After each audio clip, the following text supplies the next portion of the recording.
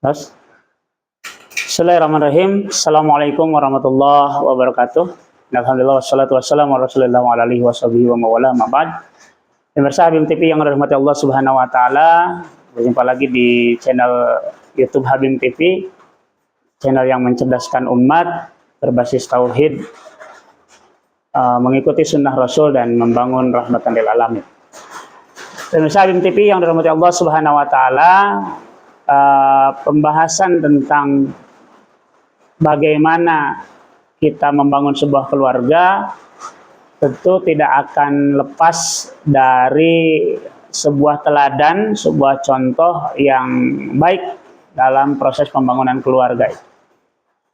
Selain Rasulullah SAW yang menjadi teladan bagi kita semuanya dalam membangun pribadi dan membangun keluarga, maka kemudian kita pun punya teladan yang lain, yaitu pada diri Nabi Ibrahim alaihissalam, yang beliau juga mampu membangun dirinya dan membangun keluarganya, mampu melakukan revolusi pada dirinya dan melakukan revolusi pada keluarganya, yang kemudian berakibat kepada perubahan yang besar, revolusi yang besar pada peradaban manusia pada saat di masa Nabi Ibrahim dan di masa-masa berikutnya. Sehingga kemudian Allah Subhanahu wa taala sampai kemudian memberikan pesan kepada kita semuanya dalam surah Al-Baqarah, ya, bahwa tidak boleh kemudian kita sampai lupa kepada milah Nabi Ibrahim, karena yang lupa kepada milah Nabi Ibrahim itu adalah orang yang lupa terhadap dirinya. A'udzubillahi minasyaitonirrajim. Bismillahirrahmanirrahim. Wa may yarghabu an millati Ibrahima illa man safiha nafsah. Walaqad istafainahu fid dunya wa innahu fil akhirati laminas sholihin. Dan tidak ada yang asing, yang terasing, yang tidak mau mengikuti milah Nabi Ibrahim kecuali orang yang lupa terhadap dirinya sendiri. Kenapa? Karena Nabi Ibrahim ini walaqad istafainahu fid dunya, dialah orang yang sudah Allah pilihkan di dunia, dan wa innahu fil akhirati laminas sholihin, dan sungguhnya ia Ibrahim ini di akhirat menjadi orang yang saleh. Jadi teladan terbesar pada Nabi Ibrahim dalam melakukan proses revolusi diri, revolusi keluarga yang akan melahirkan sebuah proses revolusi yang lebih besar lagi, yaitu revolusi peradaban manusia. Nah, dalam melakukan proses itu, dalam melakukan proses revolusi ini, setidaknya ada 3 kunci. Ya, ada 3 kunci yang kemudian dijalankan oleh Nabi Ibrahim alaihissalam dalam merevolusi dirinya dan keluarganya, yang berakibat tadi kepada revolusi masyarakat, revolusi peradaban manusia pada masa itu dan peradaban manusia berikut-berikutnya. Yang 3 kunci ini kemudian kalau kita singkat menjadi TTM, menjadi T, T, dan M. T-nya adalah tauhid, T yang keduanya adalah taslim, dan M-nya adalah mawali. Apa tauhid? Ya, Nabi Ibrahim alaihissalam kita kenal sebagai bapak tauhid. Kita kenal sebagai orang yang kemudian mampu keluar dari kungkungan kemusyrikan, kesyirikan yang terjadi di bangsanya, di bangsa Babilonia, dan bahkan di keluarga intinya yang merupakan keluarga pembuat patung-patung berhala-berhala yang disembah-sembah oleh orang-orang Babilonia. Nabi Ibrahim kemudian bisa keluar dari keadaan itu, dan kemudian akhirnya dia sampai kepada sebuah kesimpulan di dalam Al-Quran. Kemudian ia sampaikan dengan sebuah perkataan, ini wajjahtu wajhiya lilladzi fataras samawati wal ard hanifan muslima wa ma ana minal musyrikin. Sungguhnya aku hadapkan wajahku, diriku, kepada zat yang telah menciptakan langit dan bumi dan segala seisinya, dan bertegak lurus, kemudian menjadi orang yang berserah diri, menjadi seorang yang muslim, dan tidak syirik sedikit pun, tidak menyekutukan Allah sedikit pun.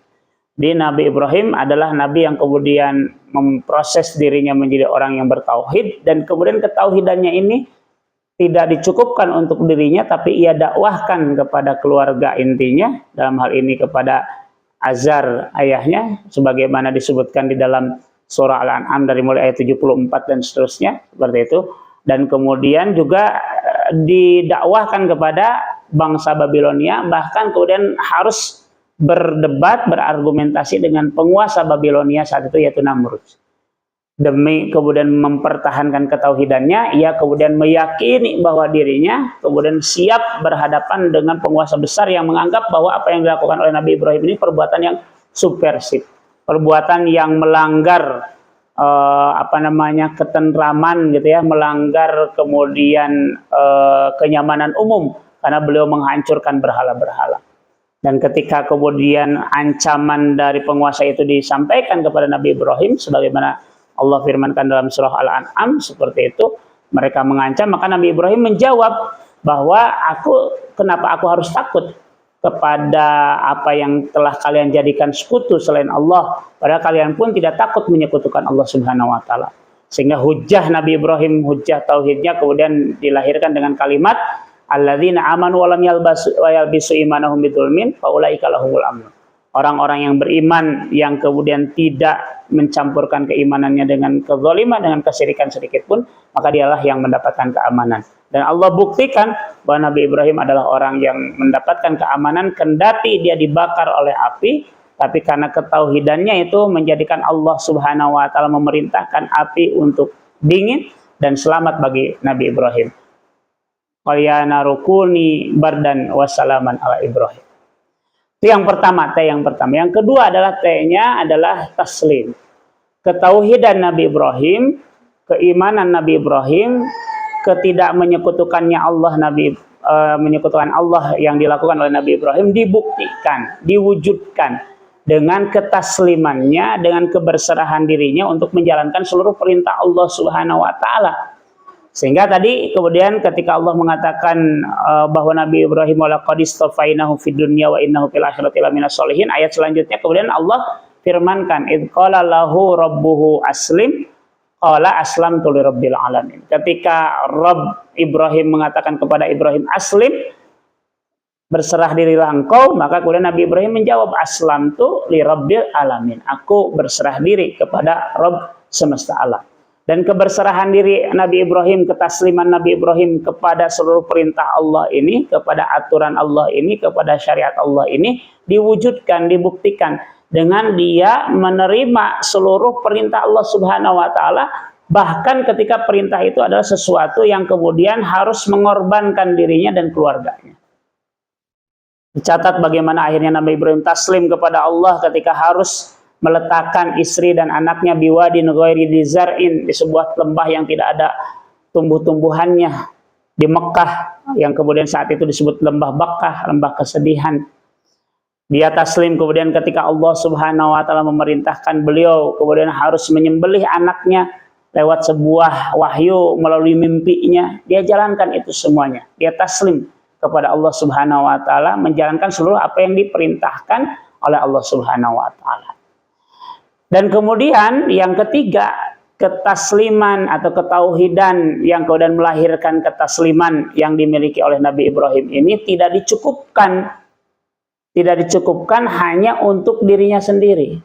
Tapi Nabi Ibrahim kemudian mendidikkan, Nabi Ibrahim kemudian mewariskan ketauhidan dan ketasliman ini kepada mawalinya, kepada generasi pelanjutnya, generasi yang akan menjadi pelanjut bagi dirinya.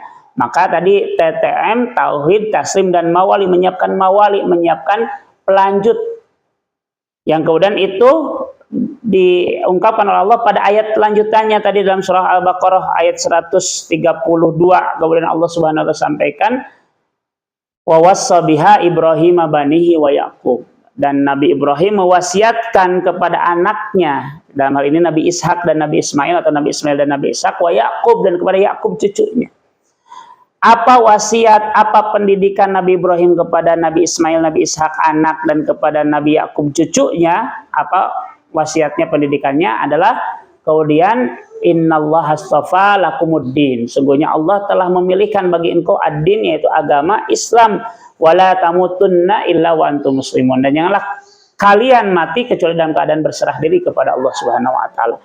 Ketasliman, ketauhidan, ketasliman yang dimiliki oleh Nabi Ibrahim kemudian diwariskan, dididikkan kepada anak dan cucunya.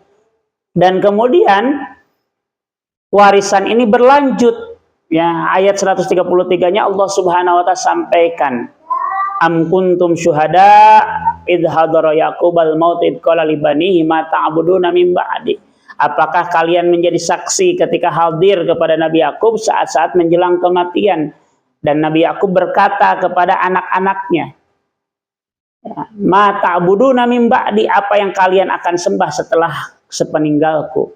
Maka anak-anak Nabi Yakub kompak menjawab jawaban, dengan kemudian di jawaban tersebut juga menyebutkan apa yang telah dilakukan oleh Nabi Ibrahim, mendidikan kepada kakeknya dan kepada bapaknya Nabi Yakub.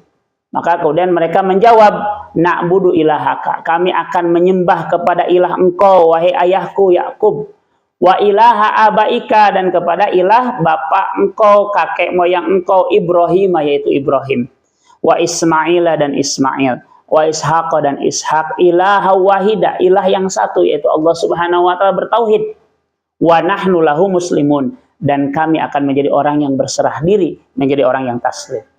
Jadi ini adalah kunci revolusi yang dilakukan oleh Nabi Ibrahim ketika dia akhirnya mampu menjadi orang yang bertauhid, yang taslim, dan kemudian mampu juga melahirkan mawali-mawali yang mengikuti ketasliman dan ketauhidan dan ketasliman yang dimiliki oleh Nabi Ibrahim alaihissalam. Dan akhirnya kita tahu bahwa dari zuriyah Nabi Ibrahim ini lahirlah kemudian Nabi Yakub dengan Bani Israilnya, yang kemudian di kalangan mereka lahir para nabi, para rasul yang membawa pesan tauhid dan ketasliman dari Allah, dan kemudian lahir dari generasi Nabi Ismail ada nabi kita semuanya, pemimpin tertinggi bagi seluruh umat manusia, Rasulullah SAW, yang juga membawa ketauhidan yang sama sebagaimana dibawa oleh Nabi Ibrahim alaihissalam, menjadi pribadi yang taslim yang sama sebagaimana taslimnya Nabi Ibrahim alaihissalam, dan mempersiapkan keturunan, mempersiapkan generasi yang sama sebagaimana disiapkannya generasi yang dilakukan oleh Nabi Ibrahim alaihissalam. Mudah-mudahan kita termasuk orang-orang yang bisa melakukan proses perubahan besar, mendasar, revolusi di keluarga kita yang akan kemudian menyebabkan revolusi pada peradaban manusia dengan tauhid, taslim, dan menyiapkan mawali. Demikian pemirsa BIM TV yang dirahmati Allah Subhanahu wa taala. Mudah-mudahan sekali lagi Allah Subhanahu wa taala jadikan keluarga-keluarga kita menjadi keluarga-keluarga yang revolusioner, keluarga-keluarga yang bisa melakukan perubahan pada umat ini dengan ketauhidan, ketasliman, dan kesiapan generasi pelanjut kita semuanya. Astagfirullahaladzim wa lakum wa lakum, wattaqullah mastata'tum, billah bisabil haq. Assalamualaikum warahmatullahi wabarakatuh.